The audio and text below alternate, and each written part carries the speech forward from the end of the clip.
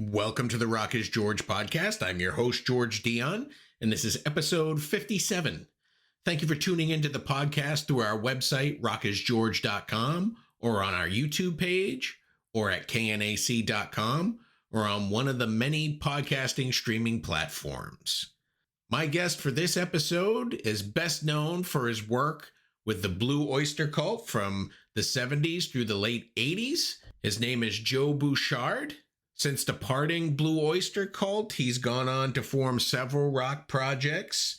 Several solo albums have followed, and he's even teamed up with his brother Albert, also formerly of Blue Oyster Cult, on a couple of projects. I was first introduced to Joe's solo work through his last solo album, Strange Legends, a fantastic album that I'm still playing 2 years after its release. His latest solo album came out on June 3rd. It's called American Rocker, sort of a cinematic storytelling rock album. Joe Bouchard, of course, can describe the album better than I can, so here he is. I was a big fan of your last solo album, Strange Legends, and you have a new album that just came out a couple weeks ago called American Rocker. It's on Rock Hard Records. It's the follow-up to Strange Legends, obviously. I feel like this second album is more cinematic, like there's a story being told here. Yes, this is autobiographical. It was completely written during the pandemic.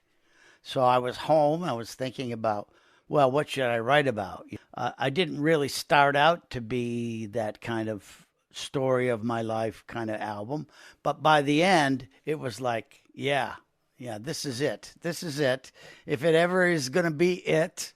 And I think it's kind of interesting. It is kind of cinematic, tells a story from the beginning to the end, of different phases of my life, And this is the most writing I've ever done for an album. I mean, I've done a lot of writing over the years, but when I was with Blue Oyster Cult, it was like, well, can you give us one or two songs, and that was it. And same thing with Blue Coupe, the band I play with, Dennis Dunaway and my brother Albert. They're very creative people, so I don't have to do that much with them, But this one, I had to do the whole thing, tie up all the loose ends. But it was nice because I did have the time to, be able to think about what I wanted to write about.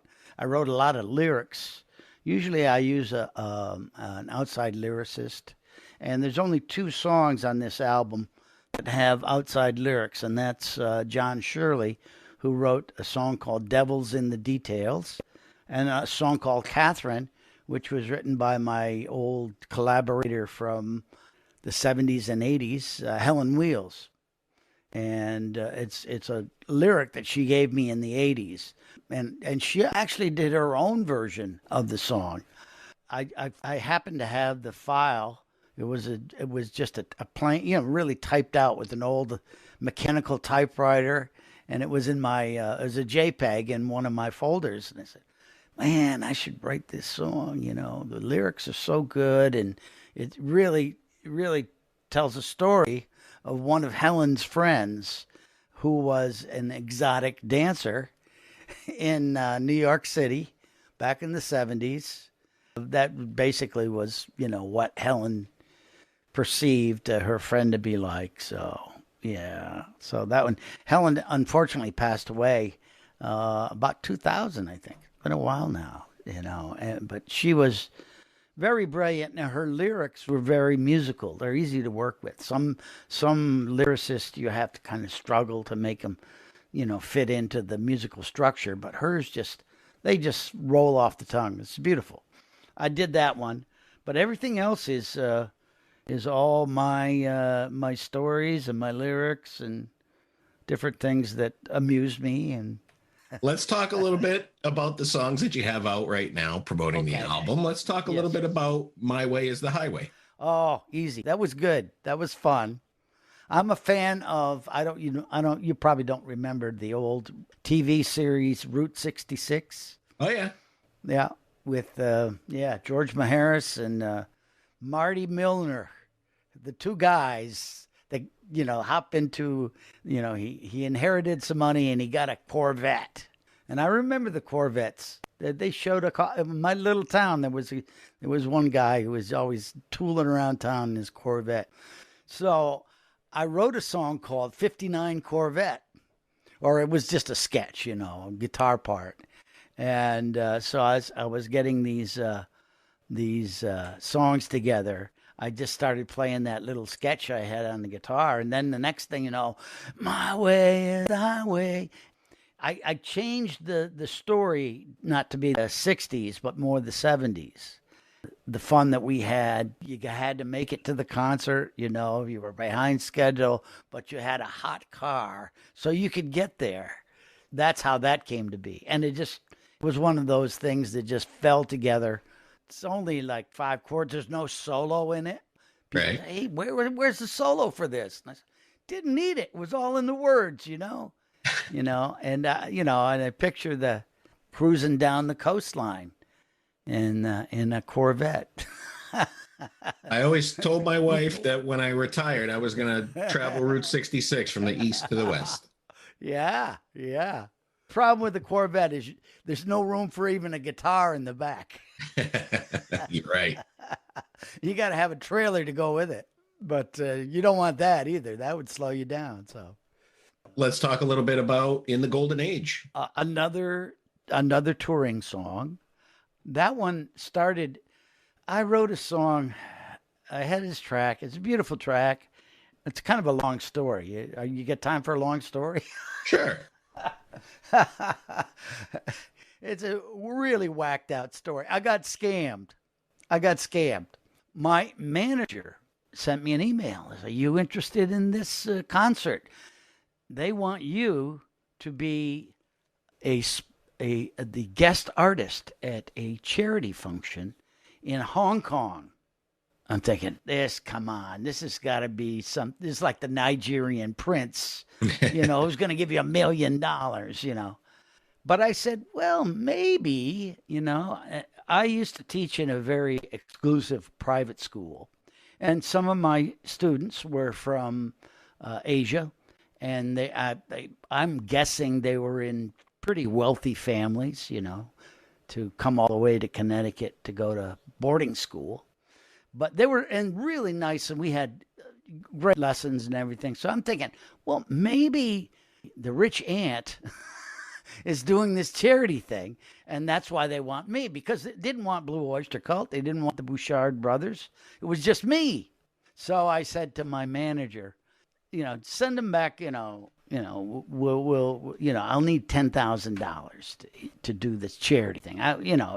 It's not as much as I'd like, but it's a charity thing. And I went to the website and it was all legit. The email told me exactly where I'd be staying, what suite I would have in the hotel. I was like, wow, this is exciting. And so I'm going to write a song. I'm going to write a song about traveling to Hong Kong to do this charity. So I wrote this great song, and I was asking my drummer, Mickey Curry, who's played in Hong Kong with Bryan Adams. And he says, it's fabulous, The only thing is it's a 17-hour flight, 17 hours direct from New York, to Hong Kong. So I'm thinking, okay, I'll write this song, 17 hours, la, la, la, da, da, da, da. And it's going to be number one because, the people that are doing the charity, they got, connections, So I was studying the charts, what was hot, do they have any songs in English? And they did. There was a few songs in English on the Hong Kong charts. So I'm writing a song and everything, and then they send back a reply.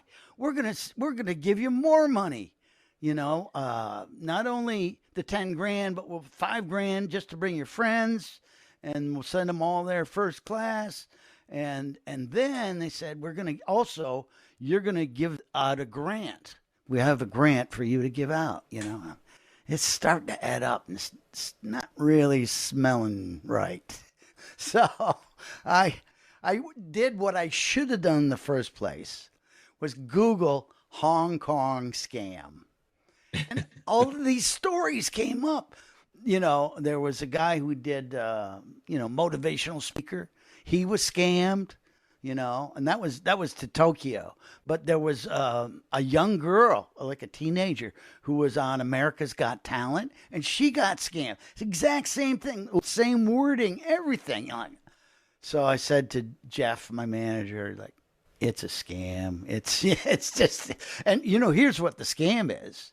The scam is they can send you a check for like, 150 grand, and it goes into your account, and it looks like you've got this big pile of cash there, but it takes 3 days to clear.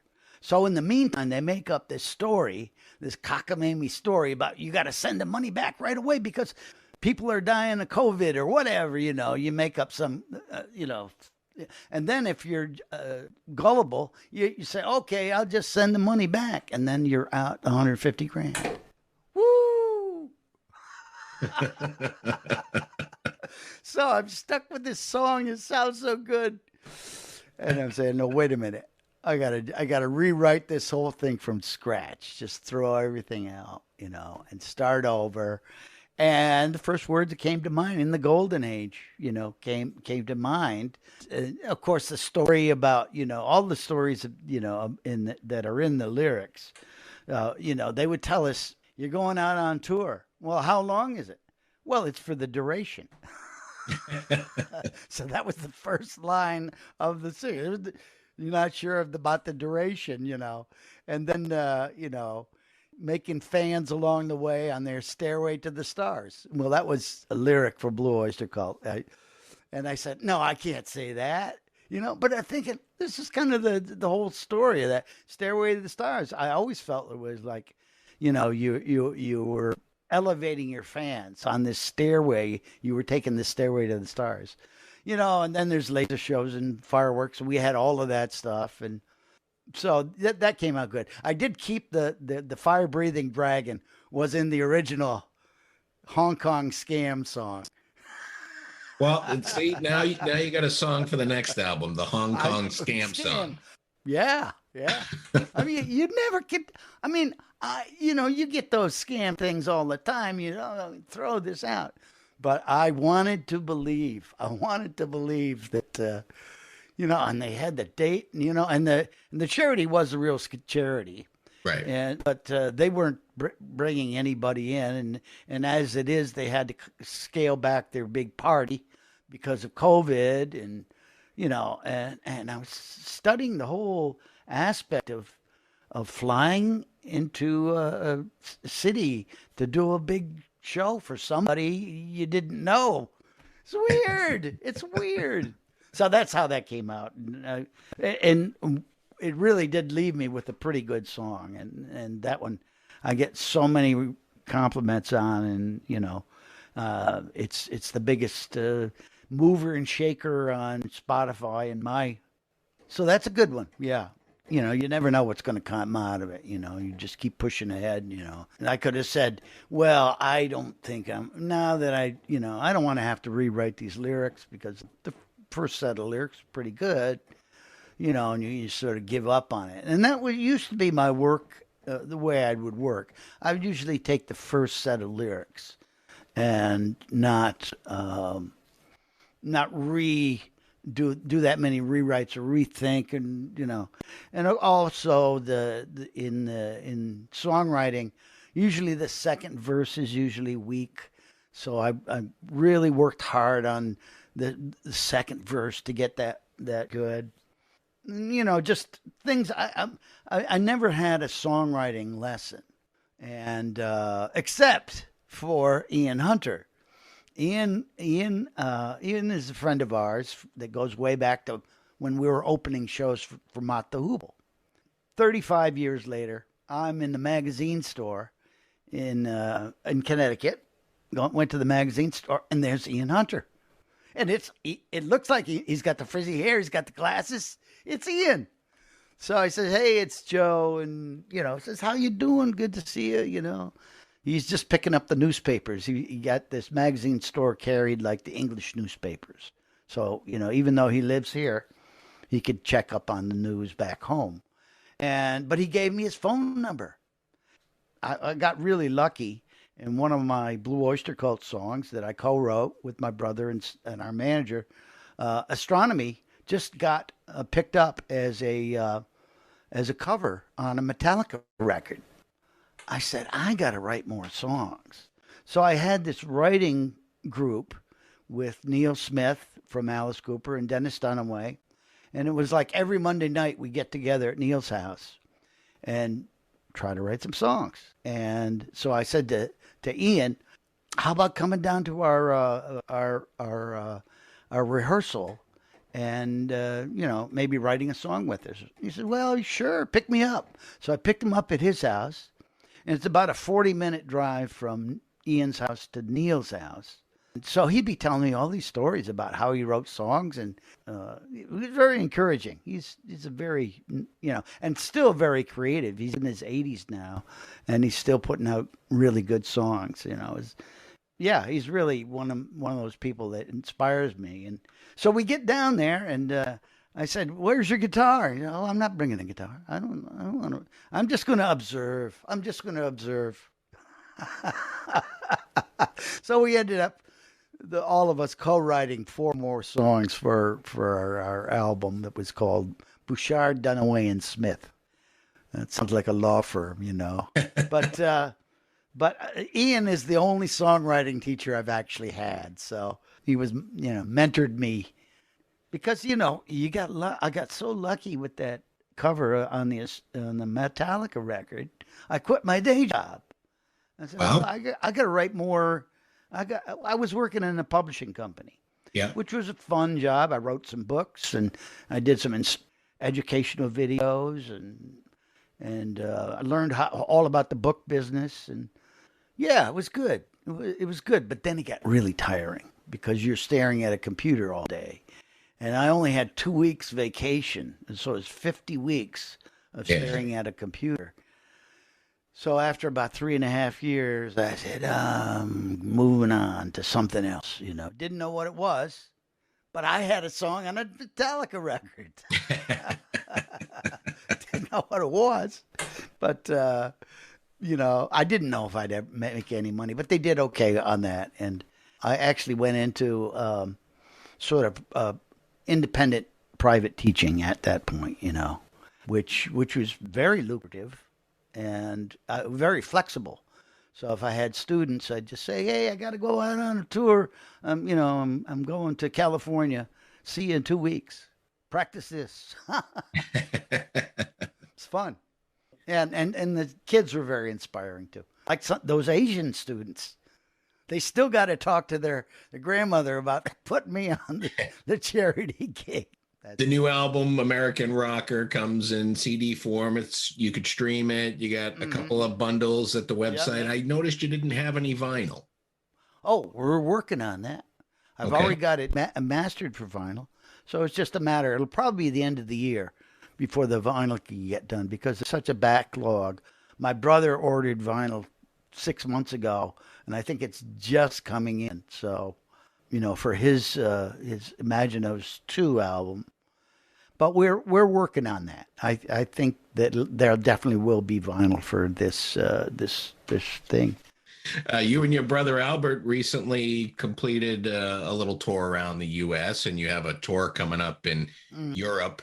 Yes. What is the set list made up of? Is it his solo material, your solo material? It's a bunch of everything. In fact, we just had a rehearsal this morning with my partner, Joan, who also plays with us. The list I have now is 2.5 hours long, so we'll never be able to play it all. I think we're going to be playing about 90 minutes, pretty much, night by night, So we can rotate the set a little bit, but it's all kinds, solo tracks. I got some tracks from here. That's the American Rocker. We're going to be doing some Imaginos tracks. We do a couple of the hits from our old band, and who knows? Maybe just some fun stuff. Fun. We've got a long list of songs that we cover, and we put the stories to the songs too. And every time we do one of these things, my brother comes out with a new story. So if you think you heard it all, I haven't heard it all.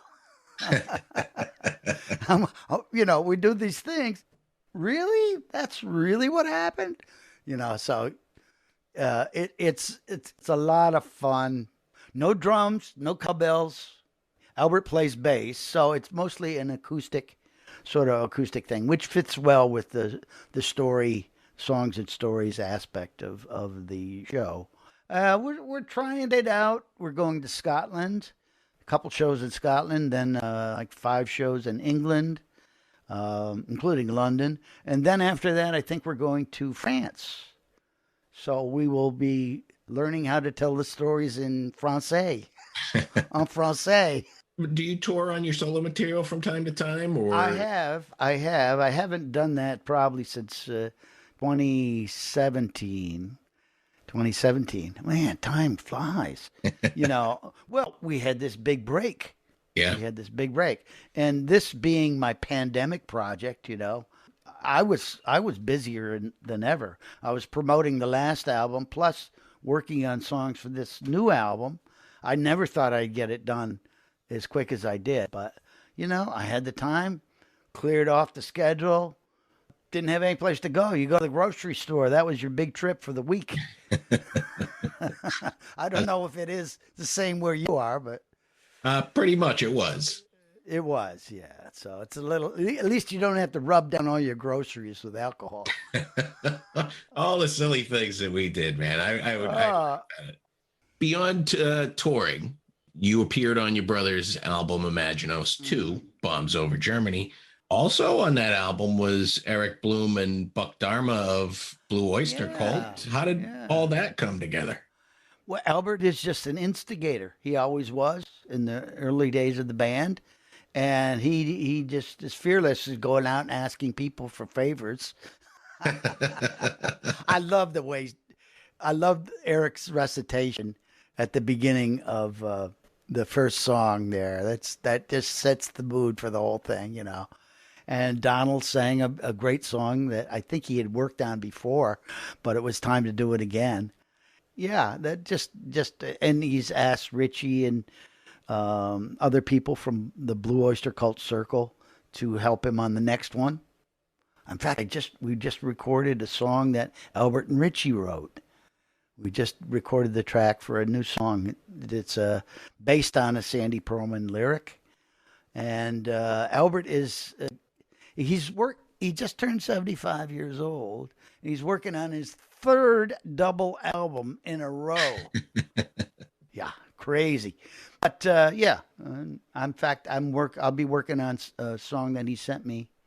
We do sessions in the studio, in a professional studio.